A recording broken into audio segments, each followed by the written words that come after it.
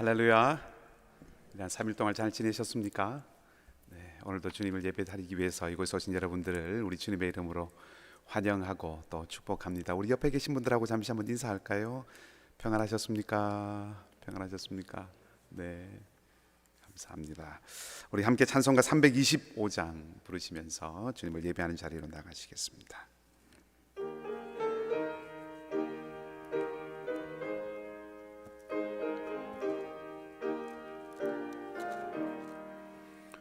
예수가 함께 계시니 시험이 오나 겁없네. 기쁨의 근원 되시는 예수를 위해 삽시다. 날마다 주를 섬기며 언제나 주를 그리고 그 사랑 안에 살면서 딴 길로 가지 맙시다. 주께서 심판하실 때 잘했다 칭찬하리니 이러한 상기 받도록 예수를 위해 삽시다. 날마다 주를 섬기며 언제나 주를 그리고 그 사랑 안에 살면서 딴 길로 가지 맙시다. 아멘. 우리 장문숙 권사님께서 기도해 주시겠습니다.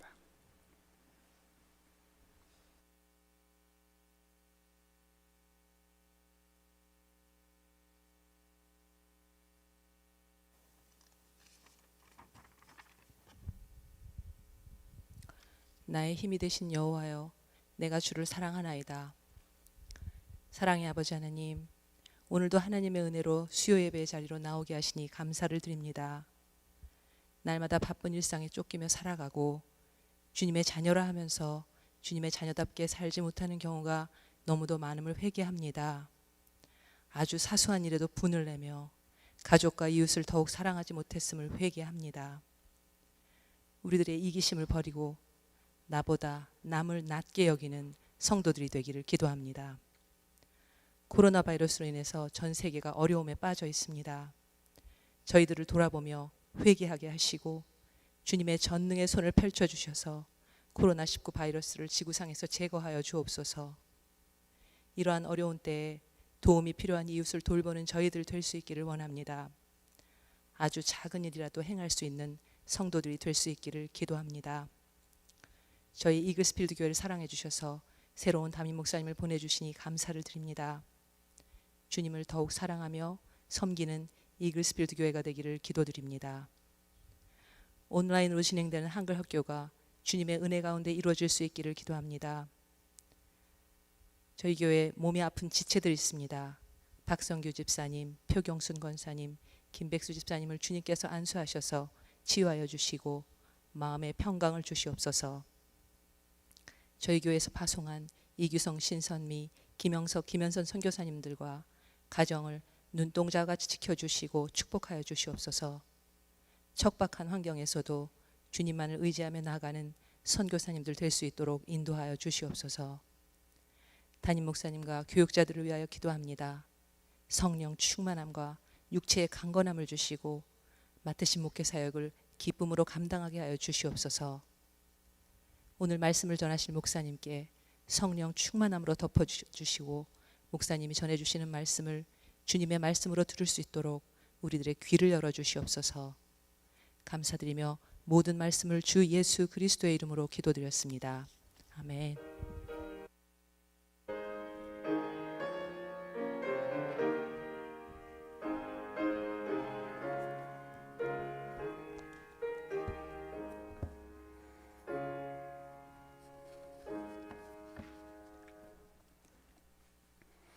네, 몇 가지 우리 교회 소식을 알려드리도록 하겠습니다. 여러분 가지신 주보 참조해 주시면 감사하겠고요. 하나님 나라 큐티 9월호 10월호가 도착했습니다. 정기 구독을 신청하신 분들은 예배 마치시고 나가면서 로비에서 또 가져가시면 감사하겠고, 계속해서 함께 말씀을 묵상하고 또 묵상하는 그 말씀을 가지고 살아가는 귀한 그 훈련에 우리 모든 교우들이 함께 할 수 있으면 좋겠습니다. 주일 2부 예배가 지난주부터 또 실시간으로 방송이 되고 있고, 오늘 수예배도 지금 현재 실시간으로 방송이 되고 있습니다. 지금 온라인으로 함께 드리고 계신 교우들도 계시는 줄 아는데, 우리 예배 방송이 좀 시험 방송이기 때문에 여러 가지 좀 미비한 부분들이 있습니다. 시청하시고 또 살펴보신 이후에 또 고치고 또 고려해야 되고 또 발전시켜야 되는 부분들이 있으면 교회로 알려주시면 함께 반영해서 더 좋은 방송이 되도록 그렇게 준비하겠습니다. 아울러서 우리 새벽 기도회가 매일 화요일부터 토요일까지 정해진 시간에 이제 교회 유튜브 채널을 통해서 들으실 수 있습니다. 접속하셔서 새벽 시간에도 좋고요, 또 하루 중에 언제든지 기도할 수 있는 그런 시간들 만드셔서 말씀 함께 나누고 기도하는 귀한 자리 지켜갈 수 있으면 좋겠습니다. 다른 광고는 우리 주보 참조해 주시기를 바라고, 또 우리 장권사님 기도하셨지만 우리 교우들 가운데 육신에 약함이 있는 분들이 있습니다. 위에서 기도해 주시고, 또 특별히 어린 아이들, 자녀들 두고 있는 가정들을 위해서 계속해서 기도해 주시고 함께 믿음으로 격려하는 은혜가 있기를 바랍니다. 오늘 이 밤에 우리에게 주시는 하나님 말씀은 구약 성경 창세기 16장 1절에서 16절까지의 말씀입니다. 구약 성경책 창세기 16장 1절에서 16절까지 말씀입니다.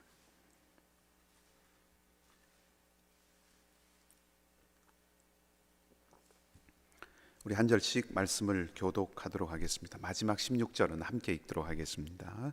제가 먼저 읽겠습니다.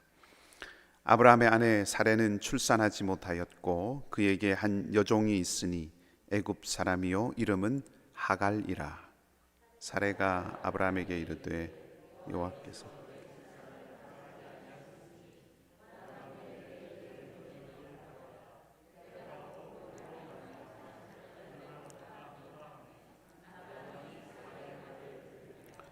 아브라함의 아내 사레가 그 여종 애굽 사람 하갈을 데려다가 그 남편 아브라함에게 첩으로 준 때는 아브라함이 가나안 땅에 거주한 지 10년 후였더라. 아브라함이 하갈과 동침하였더니 하갈이 임신하매 그가 자기의 임신함을 알고 그의 여주인을 멸시한지라. 사레가 아브라함에게 이르되 내가 받는 모욕은 당신이 받아야 옳도다. 내가 나의 여종을 당신의 품에 두었거늘 그가 자기의 임신함을 알고 나를 멸시하니 당신과 나 사이에 여호와께서 판단하시기를 원하노라. 아브라함이 사라에게 이르되 당신의 여종은 당신의 수중에 있으니 당신의 눈에 좋은 대로 그에게 행하라 하매 사레가 하갈을 학대하였더니 하갈이 사레 앞에서 도망하였더라. 여호와의 사자가 광야의 샘물 곁 곧 술길 샘 곁에서 그를 만나 이르되 사레의 여종 하갈아 네가 어디서 왔으며 사레를 피하여 도망하나이다. 여호와의 사자가 그에게 이르되 내 여주인에게로 돌아가서 그 수하에 복종하라.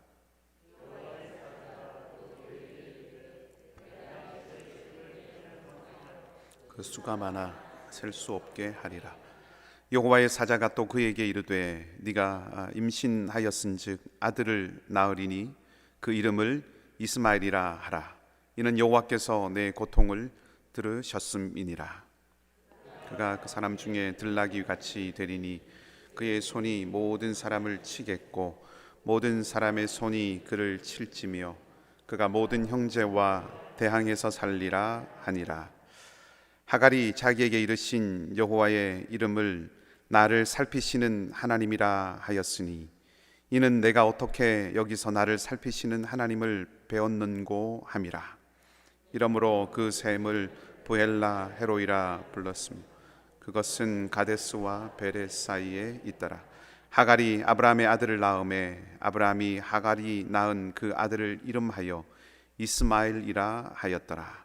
하갈이 아브라함에게 이스마엘을 낳았을 때에 아브라함이 86세였더라. 아멘. 할렐루야. 오늘도 우리 좋으신 주님의 평강이 여러분의 삶 가운데 함께 하시기를 먼저 주님의 이름으로 축복합니다. 토론토 북쪽에 있는 뉴마켓에서 한 요양원에서 2차 대전에 참전했던 올해 99세가 된 할아버지이신데 성함이 조지 마코라고 하는 할아버지가 계십니다. 그 할아버지께서 지난 4월부터 어제까지 매일매일 그 요양원 주변을 이렇게 걸으셔서 100km를 걸으셨어요. 그렇게 한 이유가 뭐냐 하면 이 코로나 바이러스 퇴치를 위해서 이 의료진들이 연구할 수 있도록 이 연구 기금을 마련하기 위해서 100km를 걷는 이 프로젝트를 하신 거죠. 그래서 마련된 기금이 10만 불이라고 합니다. 코로나를 비롯해서 여러 가지 질병이나 또 우리에게 일어나는 여러 가지 많은 어려움들을 퇴치하고 없애는데 들어가는 비용이라고 하는 것은 천문학적이겠죠. 수천만 불, 수백만 불이 소용이 될 겁니다.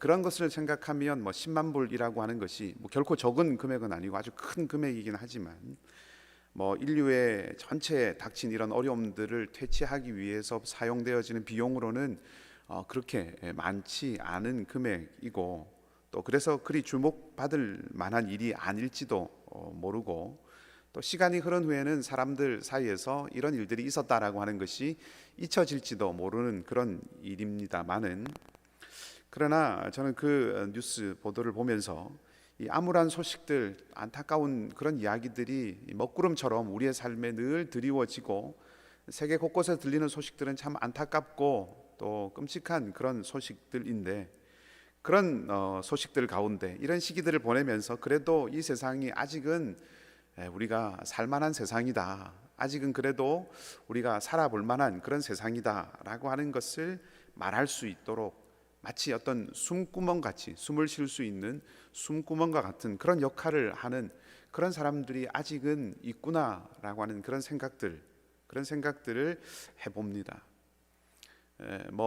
99세니까 거의 100세인 거죠. 저는 100세인 그 할아버지께서 매일 목표를 가지고 걷기가 참 힘들고 쉽지 않으시지만 어렵지만 조금씩 걸어서 마침내 100km라고 하는 긴 거리를 걸어내신 것과 또 그 할아버지의 그런 마음들의 각자의 개개인의 마음을 함께 보태서 기금을 만들어가는 그런 사람들을 보면서 우리가 이 땅에서 하나님 나라 백성으로 살아간다고 하는 것이 그와 같은 것이 아닐까 하는 그런 생각을 해보았습니다.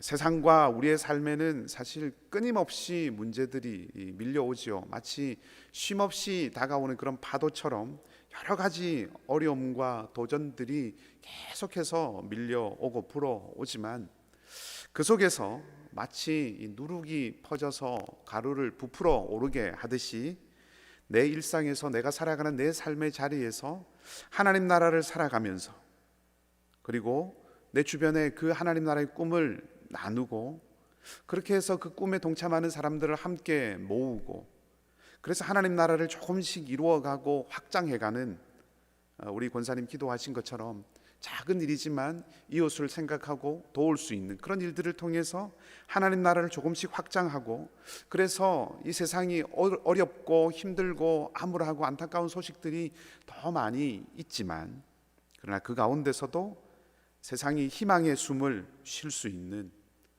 그런 숨구멍 같은 삶을 살아가는 사람들, 그러한 사람들이 모여있는 공동체, 이것이 하나님 나라의 백성의 삶이고 하나님 나라 백성 공동체의 모습이 아닐까 하는 그런 생각들을 해보게 됩니다. 오늘 우리가 본문의 말씀을 통해서 하갈이라고 하는 여인을 만나게 됩니다. 오늘은 아브라함 얘기를 잠시 옆으로 제쳐두고 하갈에 대한 이야기만 좀 함께 나누어 보고자 합니다. 본문의 이야기를 조금 간단하게 정리하면 이렇습니다. 자녀에 대한 그 하나님의 약속에도 불구하고 사례는 여전히 아이를 갖지 못하고 있습니다. 그래서 이 사례는 하갈을 통해서 자녀를 얻으려고 계획을 하게 되고, 아브라함이 거기에 동의를 해서 이제 하갈이 아이를 갖게 되죠. 하지만 그 일로 인해서 오늘 본문의 말씀을 보면 하갈과 이 사레가 아주 심각한 갈등 관계에 놓이게 됩니다. 사이가 무척 나빠져서 사레가 이 하갈을 학대하게 되고, 그 학대를 견디다 못해서 이 하갈은 도망치게 되죠. 도망한 하갈이 광야에서 하나님의 사자 곧 하나님을 만나게 됩니다. 그리고 하나님은 하갈에게 자손이 많아지게 될 것이다 라고 하는 것을 약속해 주시고, 하갈의 태중에 있는 그 아이의 이름을 이스마엘이라고 이렇게 지어 주십니다. 그리고 이제 하갈을 사레의 집으로 돌려 보내시죠. 하갈은 그 하나님을 경험하고 난 이후에 사레의 집으로 돌아가고 아들을 낳게 됩니다. 그것이 오늘 본문의 이야기입니다. 하갈이 어떤 사람인가라고 하는 것을 본문의 1절 말씀이 우리에게 알려주는데, 본문의 1절에서 밝혀주고 있는 하갈에 대한 정보는 사실 별로 많지 않습니다. 사레의 여종이었고 애굽 사람이었다라고 하는 두 가지를 우리에게 알려주고 있죠. 아주 짧은 진술이지만 여기에 사실은 많은 것이 담겨 있습니다. 여종, 한번 생각해 보십시오. 여종, 가족의 어려움을 해결하기 위해서 종이 되었을 수도 있고, 혹은 또 다른 이유가 있었을지도 모르지만, 어쨌든 소녀의 몸으로 누군가의 종이 되어서 살아간다고 하는 삶은 참 쉽지 않은 삶이지요. 고달픈 삶이었을 것입니다. 더구나 이 하갈은 애굽 사람이라고 밝히고 있습니다. 말하자면 고향 땅을 떠나서 그 종된 삶을 살아가야 했던 사람이라고 하는 거죠. 그건 더 쉽지 않은 삶이었을 것입니다. 어린 나이에 가족을 떠나서, 그것도 문화가 다르고 언어가 다르고 환경이 다른 낯선 땅에서 살아가는 것, 그것도 자유 있는 자유민으로 살아가는 것이 아니라 누군가의 종이 되어서 살아가는 그런 삶, 그런 삶을 살아가면서 어쩌면 이 하갈을 가만히 생각해 보면 참 많은 날들을 고향을 향한 어떤 그리움 가운데 보내고 살아가지는 않았을까 하는 그런 생각을 해보게 됩니다. 하갈도 어쩌면 꿈 많은 소녀였겠죠. 내가 앞으로 어떤 삶을 살아가야겠다, 내 인생에 어떤 사람을 만나면 좋겠다, 나는 이런 가정, 이런 일들을 하면서 살아가면 좋겠다라고 하는 그런 꿈을 하갈도 품었을지도 모르겠습니다. 그러나 지금 이 하갈의 삶은 그 꿈은 고사하고 머나먼 이 타국에서 자신의 뜻대로 무엇 하나도 결정하지 못하고 주어지는 일들을 감당하고 주어지는 일들을 해내야 하는 그런 삶을 살아가고 있다는 거죠. 그럼에도 불구하고 그런 참 안타깝고 고달픈 삶의 환경에 내동댕이 쳐진 그런 삶에도 불구하고 하갈은 이것이 내가 살아내야 하는 삶이다 라고 그렇게 생각을 하고 정말로 열심히 살았던 그런 사람이었던 것 같습니다. 왜냐하면 사레가 이 아브라함의 후사를 생산할 사람으로 다른 사람이 아닌 이 하갈을 선택했기 때문에 그렇죠. 우리가 알듯이 이 앞장의 14장 말씀을 보면 아브라함의 가정이, 아브라함이 어떤 사람인가라고 하는 것을 우리가 알 수 있습니다. 롯이 사로잡혀 갔을 때 그는 자기 집에서 길렀던 300명의 사람들을 데리고 갑니다. 300의 용병들을 가지고 있다고 한다면 이 아브라함의 이 집안, 아브라함의 이 집, 이 가정의 규모가 얼마나 컸을까라고 하는 것을 우리가 생각해 볼 수 있는 거죠. 그 집에 대를 이어가서 그 집의 주인이 될 후사를 낳아야 하는 자리입니다. 그렇다면 사레가 많은 사람들 가운데, 많은 여종들 가운데 분명히 생각하고 또 고르고 또 판단해서 가장 적절하다고 생각해서 이 하갈을 선택했으리라고 생각합니다. 바꿔 말하면 하갈이 아브라함의 후사를 생산할 만큼 이 사레에게는 신뢰를 받는 사람이었을 가능성이 있다는 거죠. 낯선 외국 땅에서 어린 소녀의 몸으로 가족을 떠나서 고달픈 삶을 살아가면서 여주인의 신임을 얻는다고 하는 것은 이 하갈이 얼마나 열심히 충성스럽게 살았던 사람인가라고 하는 것을 생각해 보게 됩니다. 그런데 이런 신뢰를 가지고 있던 이 두 사람의 관계가 이 하갈이 아이를 가지게 됨으로 인해서 갈등의 관계로 바뀌게 됩니다. 안타깝죠. 그런데 이렇게 갈등 관계가 된 것에 대해서는 조금 신중하게 우리가 접근을 해야 할 것 같습니다. 우리말 성경에 보면 4절 말씀의 마지막 말미에 그가 자기의 임신함을 알고 그의 여주인을 멸시했다라고 이렇게 기록을 하고 있습니다. 단순하게 생각하면 사람의 마음이라고 하는 것이 조변석계라고 아침 저녁으로 이렇게 쉽게 바뀌기 때문에 입장이 바뀌고 환경이 바뀌면서 이 하갈이 사례를 무시했다라고 이렇게 생각을 할 수도 있겠죠. 하갈이 아이를 갖게 되자 마음이 교만해져서 이제 내가 종이 아니라 어쩌면 이 집의 안주인이 될 수도 있겠구나라고 하는 그런 생각을 품고 이 사례를 대했다라고 생각을 할 수도 있을 것입니다. 그것을 이제 생각하게 할 만한 말이 멸시한다라는 말이라는 거죠. 그런데 조금 달리 생각해 볼 수 있습니다. 당시의 고대의 근동의 법들을 이렇게 살펴보면 가장 잘 알려져 있는 세계사 시간 우리가 배우기도 했지만 함무라비 법전이나 이런 법전들을 살펴보면 그 당시의 문화나 그 당시의 법률들이 무엇을 규정하고 있는가 하면 여종이 여주인을 대신해서 이 아이를 낳는 경우가 꽤나 많았던 것 같습니다. 그리고 그렇게 될 경우에 이 여종은 절대로 여주인의 지위를 차지할 수 없다라고 하는 것이 규정되어 있다는 겁니다. 만일 여종이 이 여주인의 지위를 요구하게 되면, 그러니까 내가 아이를 가지고 내가 아이를 생산하기 때문에 내가 이제 안주인이 될 것이다 라고 하는 그것을 요구하게 되면 이 법이 무엇을 규정하고 있는가 하면 여주인은 그 여종을 팔 수 없다라고 규정되어 있습니다. 종을 팔지 않는다고 하는 것은 뭐냐 하면 계속 자기 수중에 소유로 가지고 있다라고 하는 의미이죠. 그러니까 여종이 여주인의 지위를 사실 넘볼 수 없도록 법이 만들고 있다는 거죠.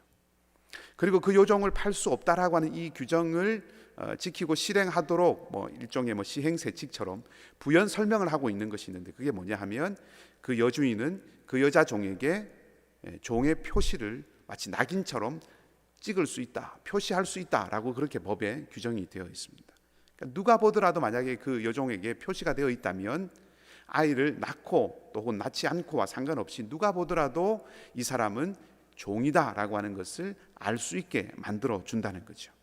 그러니까 그 말은 결국 사실상 이 당시의 문화나 상황을 보았을 때 사실상 이 하갈이 사라의 자리를 차지하게 된다고 하는 것은 공식적으로는 적어도 공식적으로는 불가능에 가까운 일이다라고 하는 것을 우리가 알 수 있습니다. 그러니까 다시 말하면 하갈이 지금 아브라함의 아이를 낳게 되는 것을 통해서 가족 관계를 새롭게 만들 수 있는 그런 여지가 거의 없다 하는 것입니다.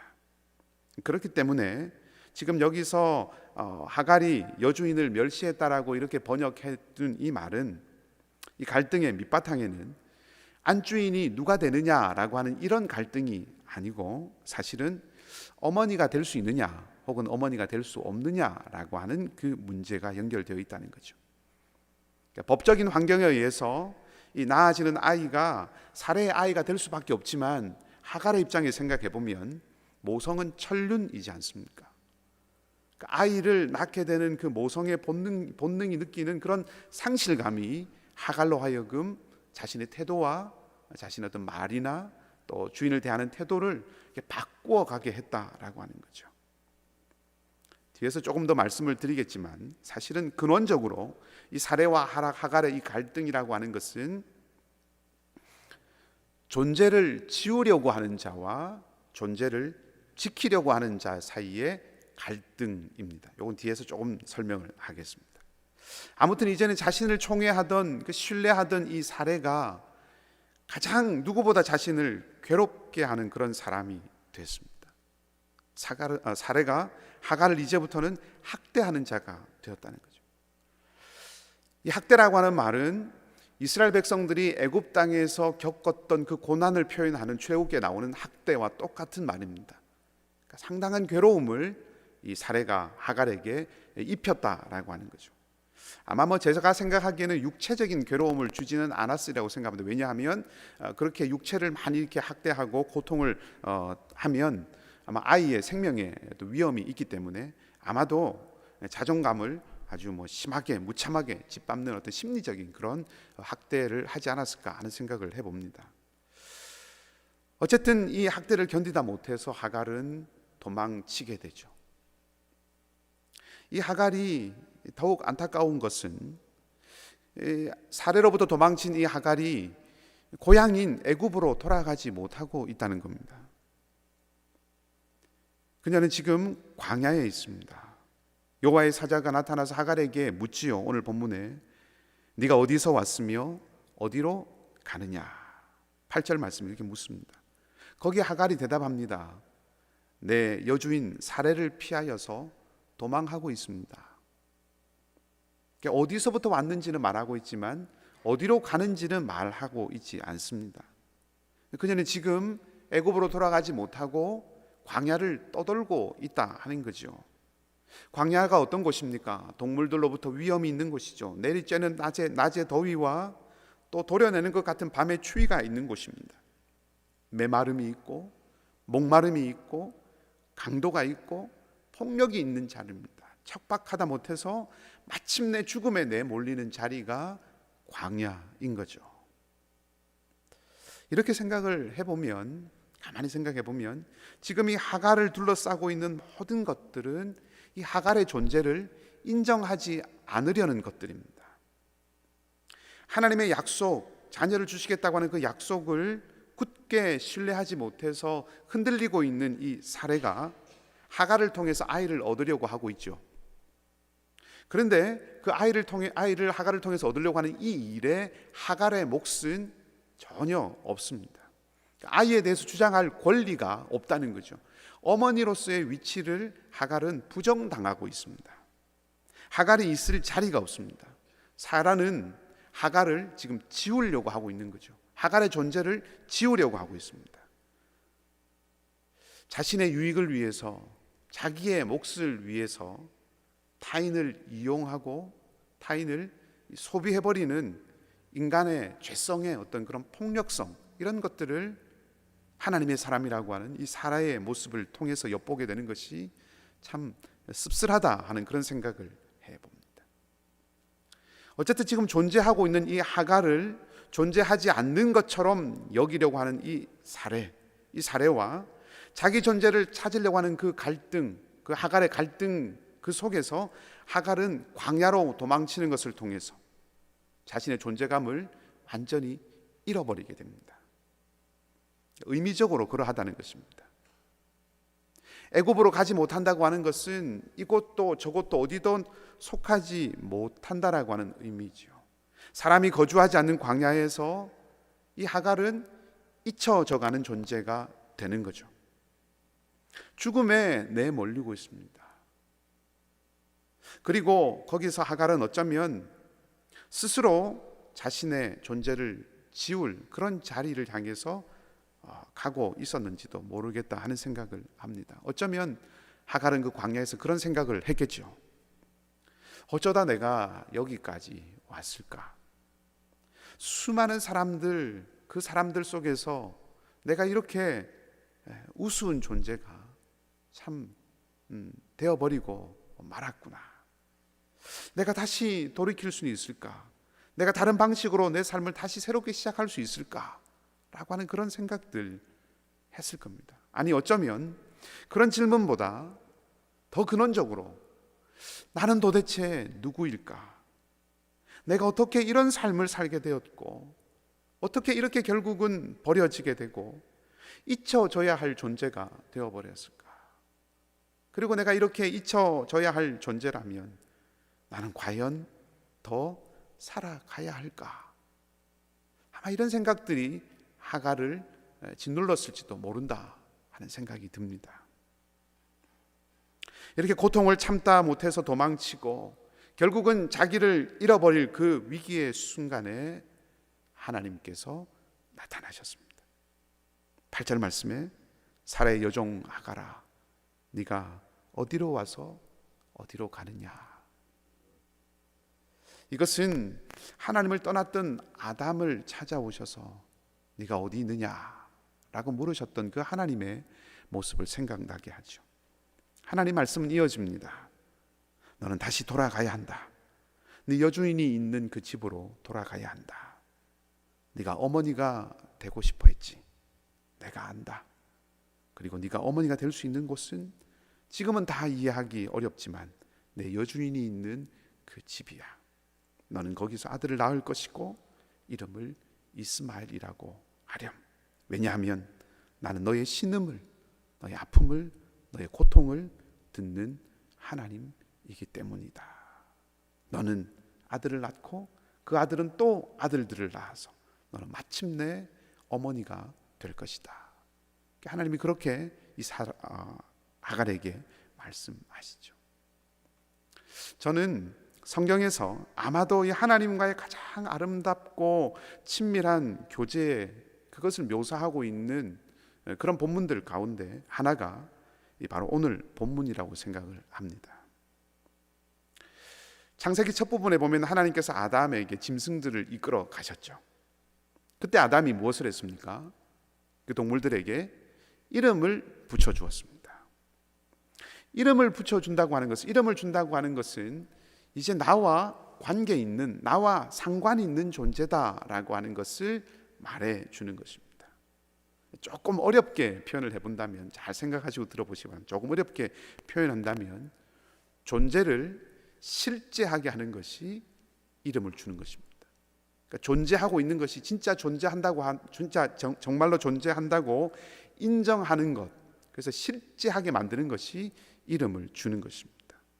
그런 의미에서 이름을 준다고 하는 것은 생명을 주는 것이죠. 나와 살아있는 관계를 맺게 만드는 것이 이름을 주는 행위에 담겨 있는 의미입니다. 우리가 그렇지 않습니까? 이름이 없던 상대가 이름을 얻게 되는 것, 내가 이름을 잘 모르면 관계가 그렇게 깊어지지 못하죠. 그러나 이름을 아는 순간부터 새로운 관계가 만들어집니다. 우리가 처음 사람들이 만나서 제일 먼저 하는 것들이 통성명이죠. 이름을 알려주는 이유는 이제부터 관계가 맺어진다라고 하는 그런 의미입니다. 이름을 모를 때와 이름을 알 때는 그 관계가 완전히 달라지는 거죠. 학창 시절에 우리가 배웠던 김춘수라고 하는 시인의 꽃이라는 시가 있지 않습니까? 많이 알려진 시. 그 시의 일부에 이렇게 기록되어 있습니다. 내가 그의 이름을 불러주기 전에는 그는 다만 하나의 몸짓에 지나지 않았다. 그러나 내가 그의 이름을 불러주었을 때 그는 나에게로 와서 꽃이 되었다. 그러니까 이름을 몰랐을 때는, 이름이 붙여지지 않았을 때는 꽃이지만 그것은 아무 의미 없는 것이었어요. 그러나 이름이 붙여지면서부터 나에게는 의미 있는 존재가 되었다라고 하는 거죠. 오늘 하나님이 8절 말씀에 보면 하갈을 이름으로 불러주셨습니다. 이르되 사레의 여종 하갈아. 그 앞부분을 보시면 아브라함과 사레는 하갈을 한 번도 이름으로 부르지 않았습니다. 계속해서 내 여종, 당신의 여종이라고만 합니다.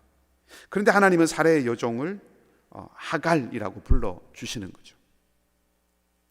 사레도 아브라함도 하갈이라고 하는 존재를 지워버리려고 하고 존재를 인정하지 않고, 심지어 광야에 내몰린 이 하갈 자신도 자신의 존재를 지워야 할까를 고민했던 그 상태였는데, 그때 하나님은 다가오셔서 하갈의 이름을 불러주셨어요.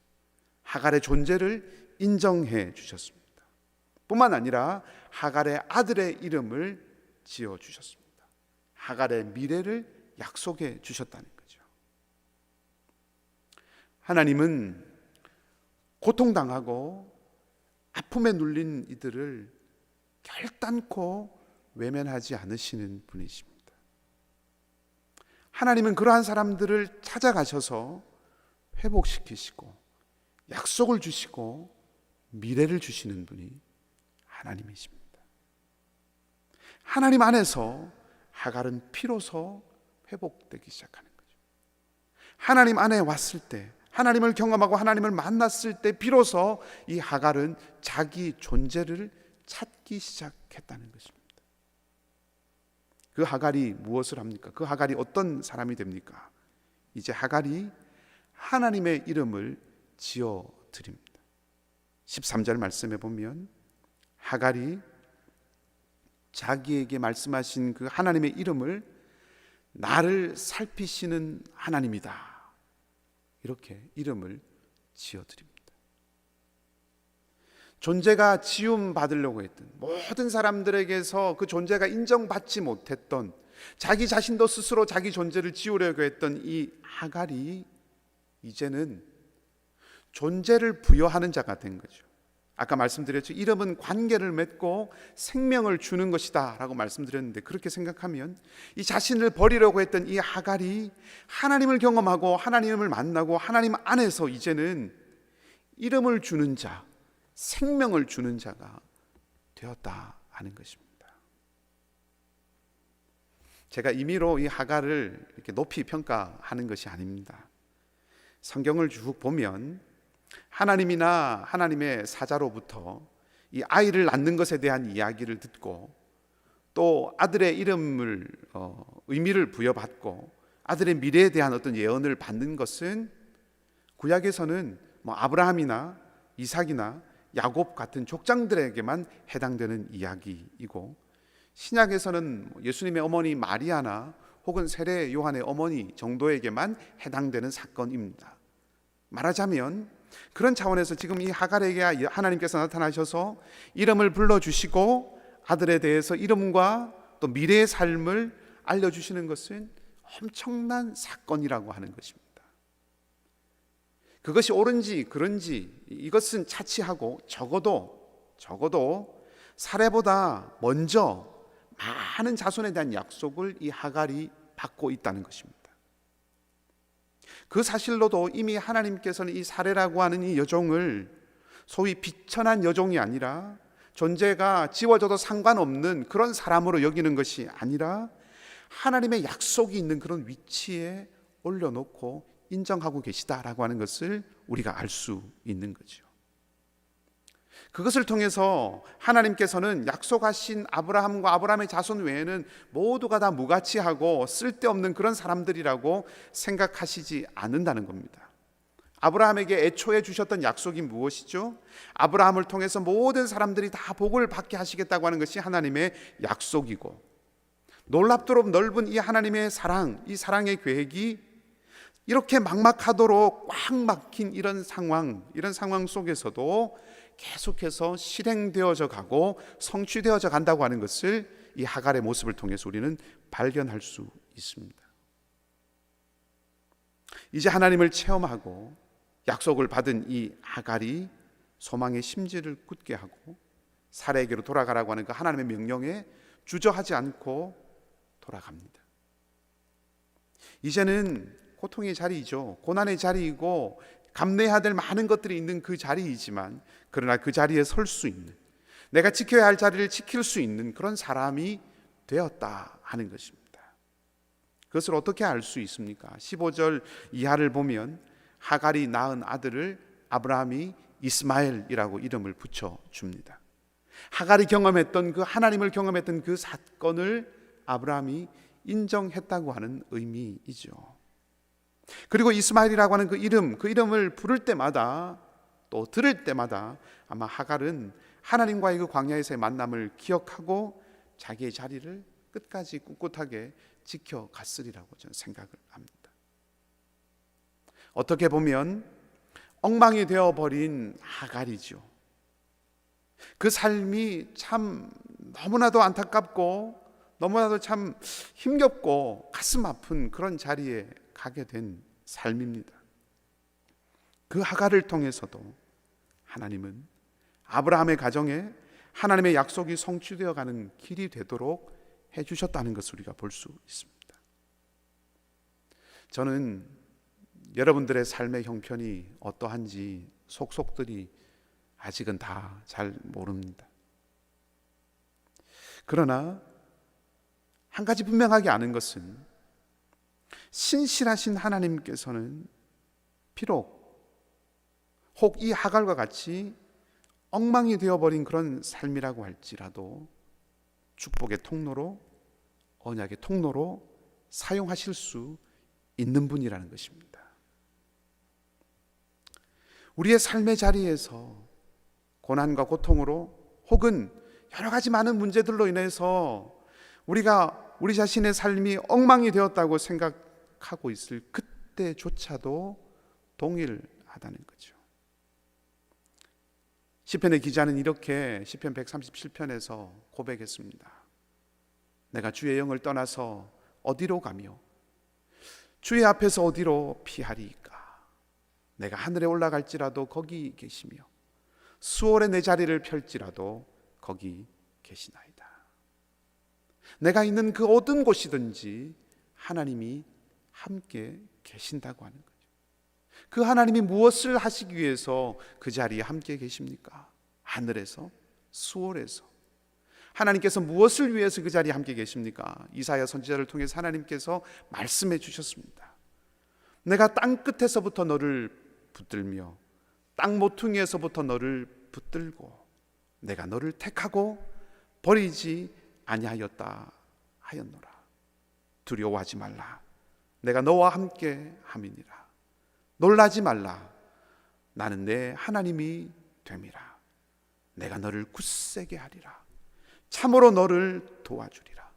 참으로 나의 의로운 오른손으로 너를 붙들리라. 우리와 함께 하시겠다고 약속하신 하나님은 우리를 붙드시기 위해서, 우리를 지키시기 위해서 우리와 함께 하시는 것입니다. 하나님 안에 있다면 다시 살아날 수 있고, 하나님 안에 머물러 있다면 다시 일어설 수 있습니다. 광야의 샘물, 척박하고 척박한 그곳에서 새 생명의 샘물처럼 하나님은 하갈에게 다가오셨죠. 하갈은 그곳을 브헬라헤 로이라고 부릅니다. 하갈에게 이 브헬라헤 로이를 주신 동일하고 변함없으신 그 하나님께서 우리에게도 생명의 샘물로 다가오시는 줄 믿습니다. 그리고 우리도 이 하갈처럼 하나님 안에서 이제 다른 이에게 생명을 주는 사람으로 살아가게 하실 것입니다. 사랑하는 여러분, 여러분의 삶 가운데서 믿음으로 인내하는 은혜가 있기를 바랍니다. 하나님 안에서 소망이 끊어지지 않으시기를 바랍니다. 그리고 그 영원하시고 신실하신 우리 주님을 끝까지 신뢰하고 나아가는 은혜가 있기를 바랍니다. 마침내 우리에게도 이 하갈에게 허락하셨던 것처럼 광야의 샘물, 죽음과 절망이 생명과 소망으로 바뀌는 그 은혜를 우리 하나님께서 반드시 주실 것입니다. 우리가 죽어가는 사람들, 죽어가는 이 세상을 향하여서 생명을 주는 그런 삶을 살아가게 하실 것입니다. 이 놀라운 은혜를 저와 여러분, 우리 모두가 함께 덧입고 누리고 살아가는 복된 주의 백성의 삶이 되기를 주님의 이름으로 간절히 축복합니다. 아멘. 함께 기도하겠습니다. 우리를 굽어보시고 또 살펴보시고 들으시는 하나님, 살아가는 모든 날들 동안, 살아가는 모든 자리에서 우리의 처지와 형편으로 인해서, 우리를 흔드는 사람들로 인해서 흩날리는 먼지 같은 인생이 아니라 하나님 아버지의 말씀을 붙들고 견고한 바위처럼 살아가는 은혜가 있게 하여 주시옵소서. 나를 살피시고 나를 살리시는 놀라운 브헬라헤로이의 그 은혜를 날마다 누리며 그 은혜 안에 거하는 복된 삶을 살아가게 하여 주시옵소서. 오직 주님 안에만, 오직 하나님 안에만 참된 회복과 새로운 시작이 있음을 기억하며 하나님 안에 머물 줄 아는 저희가 되도록 인도해 주시옵소서. 감사드리며 우리 주님 예수 그리스도 이름으로 기도하옵나이다. 아멘. 우리 다 같이 일어나셔서 마지막 찬송 438장 함께 부르시겠습니다.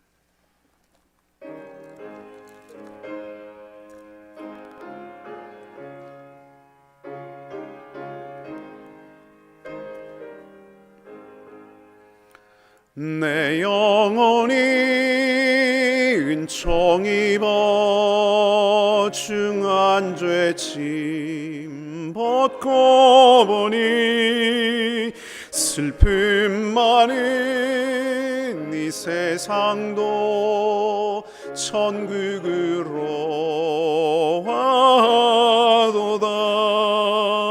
할렐루야 찬양하세. 내 모든 죄 사함받고 주 예수와 동행하니 그 어디나 하늘나라. 높은 산이 거친 들이 초막이나 궁궐이나 내 주 예수 모신 곳이 그 어디나 하늘나라. 할렐루야 찬양하세. 내 모든 죄 사함받고 주 예수와 동행하니 그 어디나 하늘나라.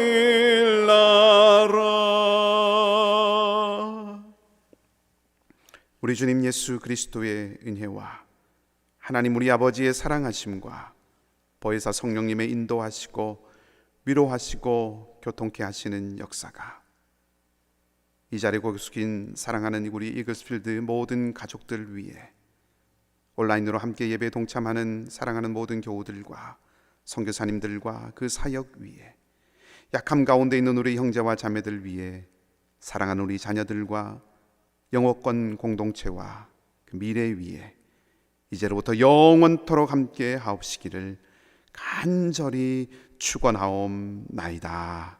아멘.